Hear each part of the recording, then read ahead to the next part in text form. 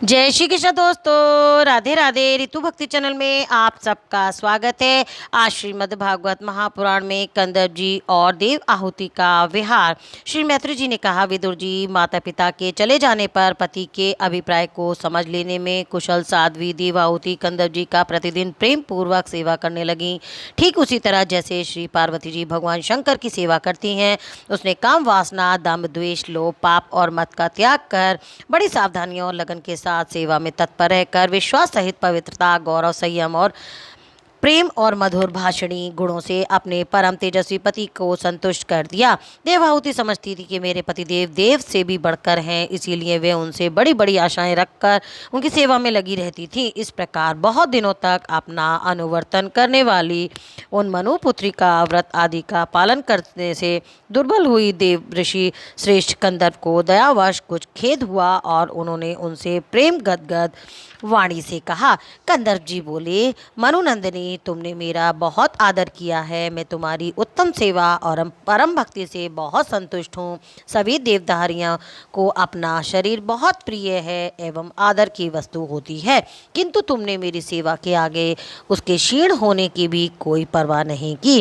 कंदर्प जी के इस प्रकार कहने से अपने पतिदेव को संपूर्ण योग माया और विद्याओं में कुशल जानकर उस अबला की सारी चिंता जाती रही। उसका मुख किंचित संकोच भरी चितवन और मधुर मुस्कान से खिल उठा और वह नित्य विनय और प्रेम से गदगद वाणी से इस प्रकार कहने लगी।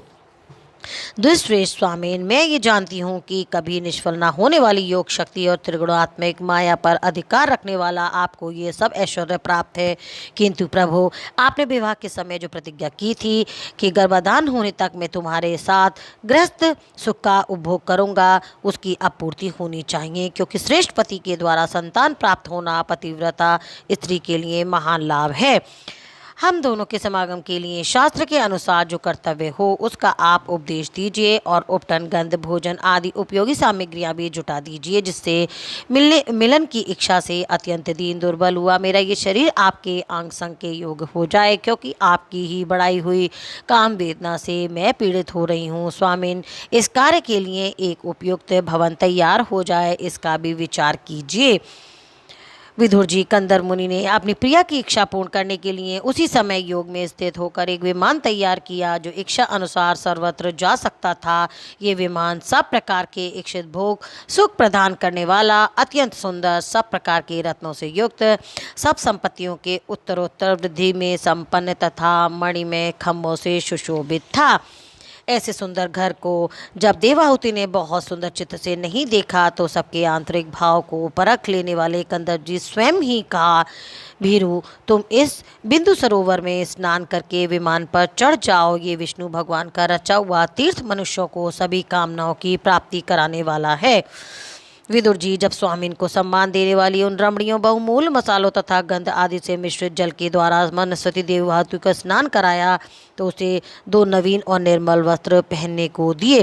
फिर उन्होंने ये बहुत मूल्य के बड़े सुंदर और कांतिमान आभूषण, सर्वगुण संपन्न भोजन और पीने के लिए अमृत के समान स्वादिष्ट आवास प्रस्तुत किए। विदुर जी, जब देव आहुति ने अपने प्रिय पतिदेव का स्मरण किया तो अपने को सहेलियों के सहित वहीं पाया तथा प्रजापति कंदर्प जी वहीं पर विराजमान थे।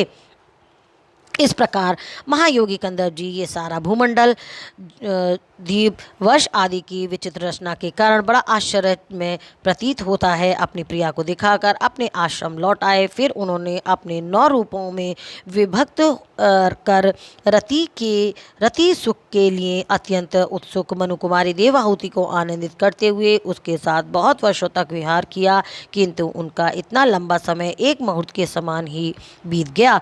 आत्मज्ञानी कंदर्प जी जब सब प्रकार के संकल्पों को जानते थे, अतः देवाहुति के संतान प्राप्ति के लिए उत्सुक देख तथा भगवान के आदेश को स्मरण कर उन्होंने अपने स्वरूप को 9 विभागों में किया तथा कन्याओं की उत्पत्ति के लिए एकाग्रचित्त से अर्धांग रूप में अपनी पत्नी की भावना करते हुए उसके गर्भ में वीर्य स्थापित किया। इसे देव आहुति के एक ही साथ 9 कन्याएं उत्पन्न हुई। वे सभी सर्वांग सुंदरी थीं और उनके शरीर में लाल कमल की सी सुगंध निकलती थी।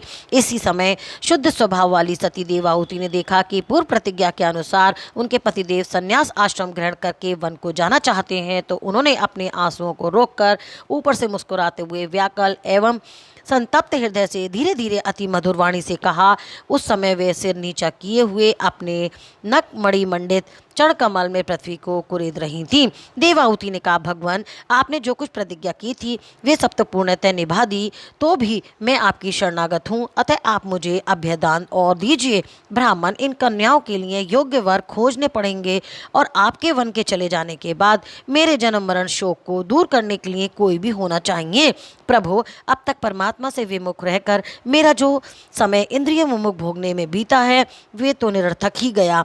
आपके परम प्रभाव को ना जाने के कारण ही मैंने इंद्रियों के विषयों में आसक्त रहकर आपसे अनुराग किया, तथापि ये भी मेरे संसार भय को दूर कराने वाला ही होना चाहिए। अज्ञानवश असत्पुरुषों के साथ किया हुआ जो संग संसार बंधन का कारण होता है, वही सत्पुरुषों के साथ किए जाने पर असंगता प्रदान करता है। संसार में जिस पुरुष के कर्मों से ना तो धर्म का संपादन होता है और न वैराग उत्पन्न होता है और न भगवान की सेवा ही संपन्न होती है, वे पुरुष जीते ही मुर्दे के समान होता है। अवश्य ही मैं भगवान की माया से बहुत ठगी गई हूँ, जो आप जैसे मुक्तिदाता पतिदेव को पाकर भी मैंने संसार बंधन से छूटने की इच्छा नहीं की। इति श्रीमद्भागवते महापुराणे पारमहंसाय संहितायां तृतीय स्कंदे कपिल उपाख्यान त्रयोदशी अध्याय संपन्न। बोल कृष्ण भगवान की जय। ओम नमो नारायण भगवते वासुदेवाय नमः।